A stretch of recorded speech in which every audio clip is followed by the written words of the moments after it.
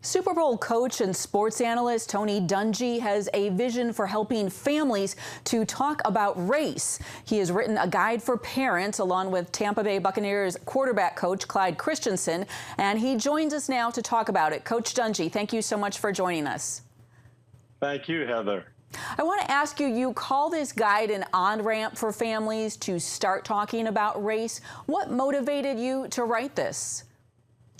Well, actually, Clyde and I had worked together for over 15 years, and we have kids the same age, and we have a lot of conversations together as families. And so we were talking, and since the George Floyd incident, I've had so many white friends actually say, hey, what can I do? How can I talk to my kids? I don't live around Black families. I don't live around minorities. And, you know, you hear those conversations and you say, you really do have to start with your family. How do you open that up? So we kind of thought about just conversation starters, what we could say to our kids, what we do say to our kids, and try to help people just begin those conversations when they maybe haven't had them before. Right, and it's a simple thing, if you will, on the face of it, but from your standpoint, what kind of difference can it make if families start talking about race more intentionally?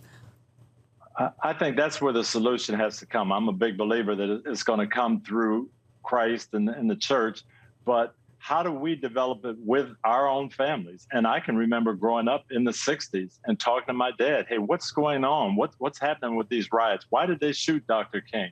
And what happened? And my dad having to tell me, well, here's what's going on in the world, but here's how we're going to handle it as a family. We're going to love people. We're going to treat people individually. And you know, he had those conversations with us. Clyde's dad was the same way. So that's what we kind of came up with. How can we as fathers, as mothers, start these conversations and talk to our kids about how we should treat other people? All right, and I want to ask you a little bit more about those conversations with your dad that you remember. How were his insights helpful to you in understanding a lot of racial turmoil at the time? Well, he had to explain some things to me. I remember watching things going on and saying, Dad, what is this? Why is this happening? And well, hey, there's people that may not like you because of the way you look or the way you talk or where you live. But for us, we aren't going to do it that way. In our household, in our family, we're going to treat everybody well. We're going to have friends because we're friendly. And that's the way we're going to do it. And so often we don't have those conversations with our kids.